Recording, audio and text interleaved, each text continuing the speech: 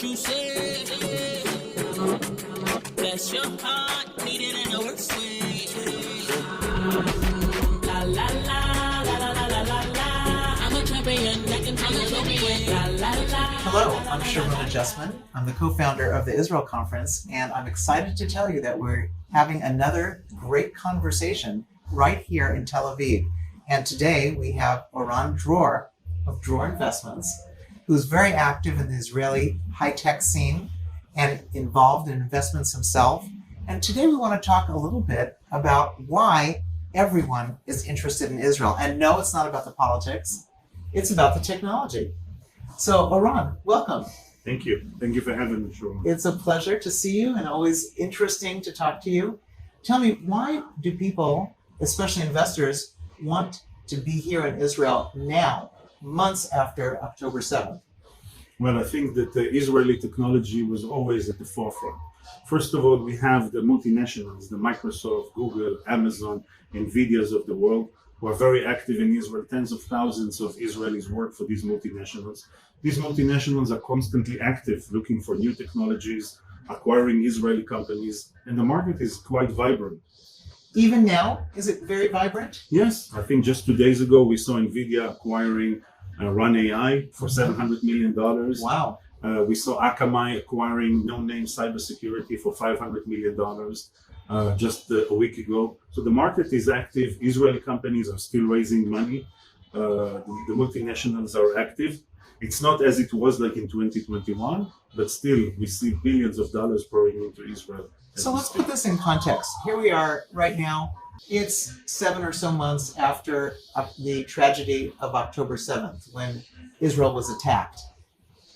Well, one would think that the multinationals would be holding back and not being so involved in the Israeli market, waiting for the geopolitical issues to settle down.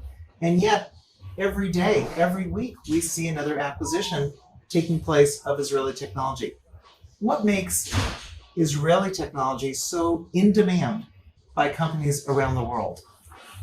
So we've seen Israel for decades now being at the forefront with great innovations, entrepreneurs. A lot of VCs are active in Israel, and the Israeli entrepreneurs. Of course, I myself built several companies, successfully exited some of them, IPO'd another one.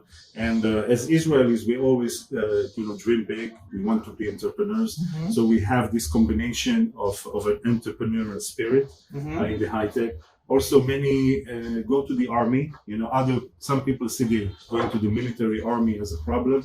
I think it's a great springboard if you're able to use it. If you served at 8200 or 81 unit or other units, you can get a profession.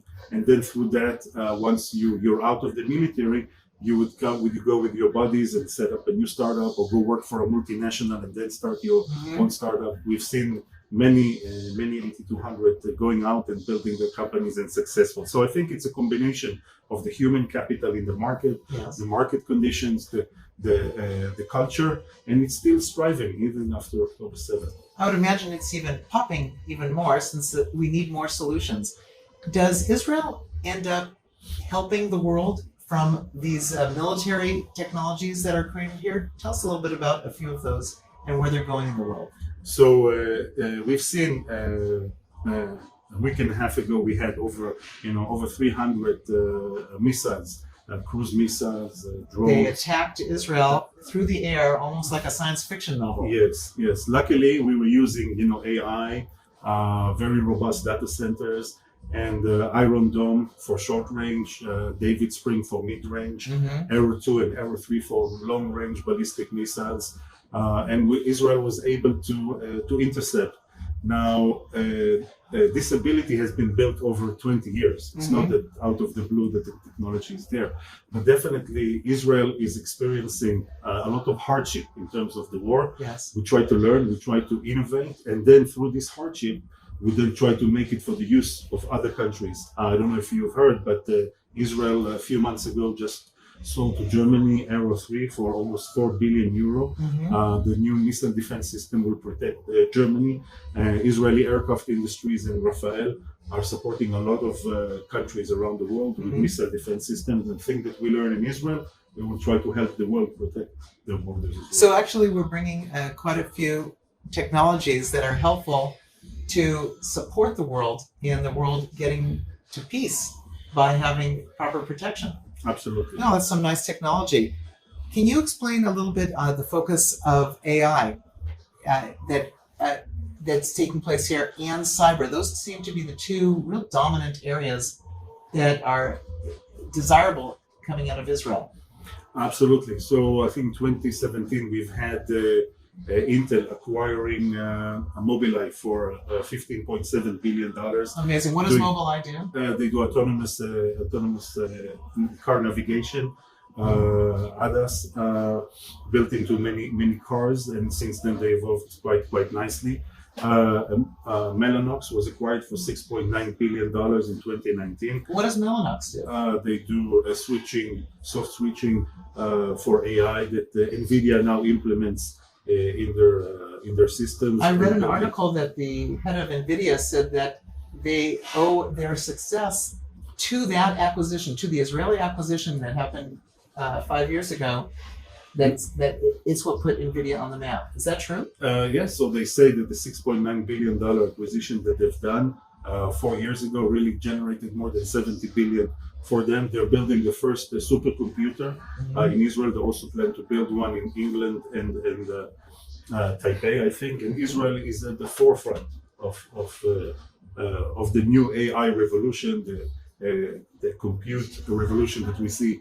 Also in data centers, Israel is quite remarkable in terms of data center building, hyperscale data center for Microsoft, Amazon, Google, who are very active in the market, as well as NVIDIA supercomputer. So I think a lot of startups can benefit from partnering with these global multinationals who operate in Israel, work with them in Israel, and then sell it to the world once they're successful. Is it fair to say that the world runs on Israel? I don't know. I wouldn't. I wouldn't go that far, but I can definitely say that we try to contribute to the world, and we support the multinationals. Many customers of Microsoft, Amazon, Google don't even know that they're using Israeli technology that has been created and tested and worked in Israel as a playground or as a test ground, and then goes out to the world. But yeah, we're trying to support. Israel is trying to support as much as possible the new developments. And as I usually say to my children or my friends, we always look at the challenges as an opportunity. Always look at the problem, try to overcome the problem, try to create an opportunity out of it, and that's what we Israelis always try to do. That's very, very encouraging. Let me ask just a few questions on the economy.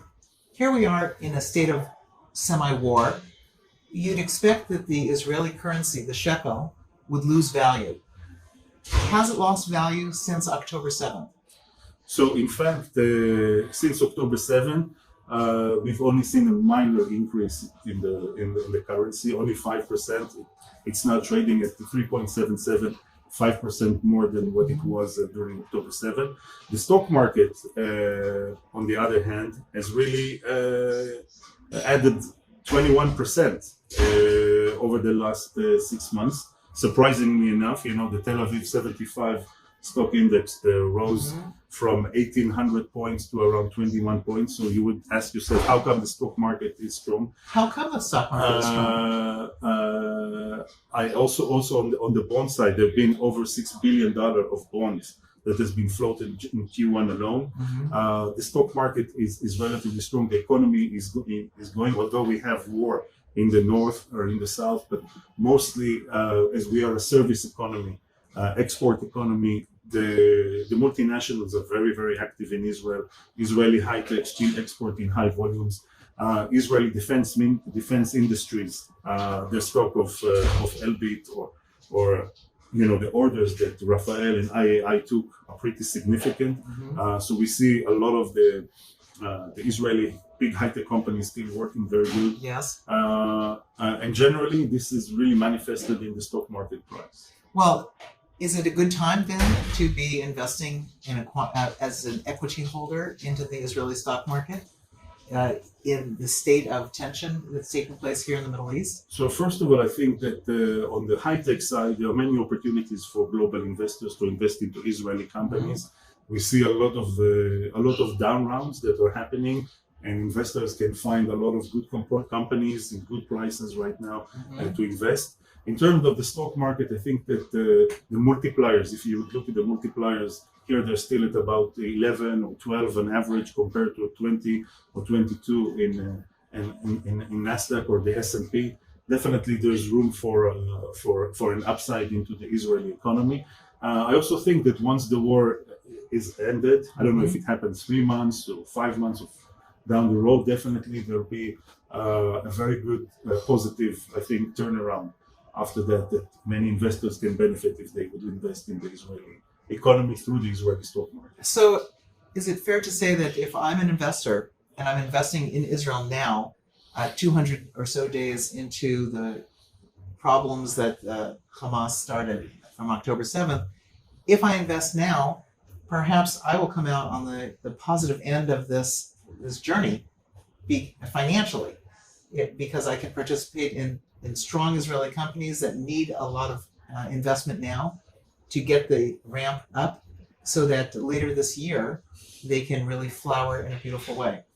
I do think that many Israeli companies are still devalued.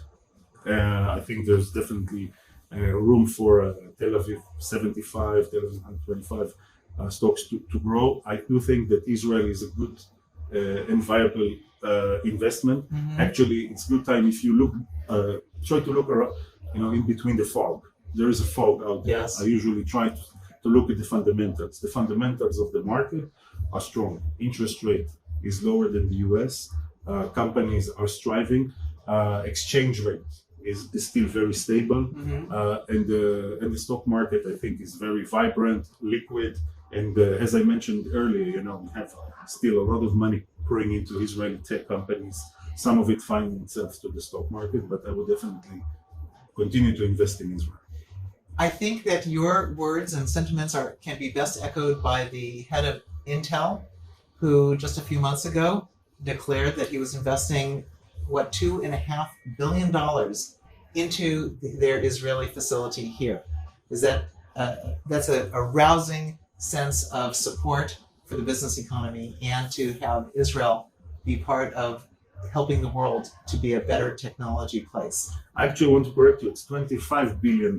Oh, I moved that decimal point. $25 billion into a new chip plant. Intel announced a few months ago that they're investing in new fabs. So I would really look into the fundamentals and see what the big multinationals are doing.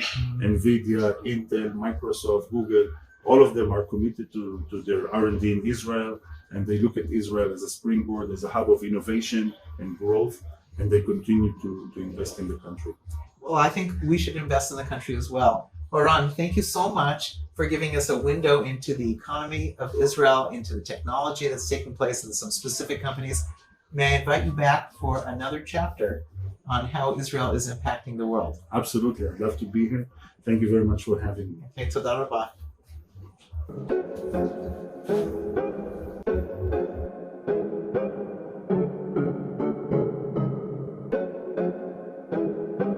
To see more conversations with extraordinary Israeli business entrepreneurs, visit theisraelconference.org. Lion in the jungle, watch me soar. I high, but I stay humble. Of the spirit for the rumble, of the grace for when they stumble. You hold them up, I watch them crumble.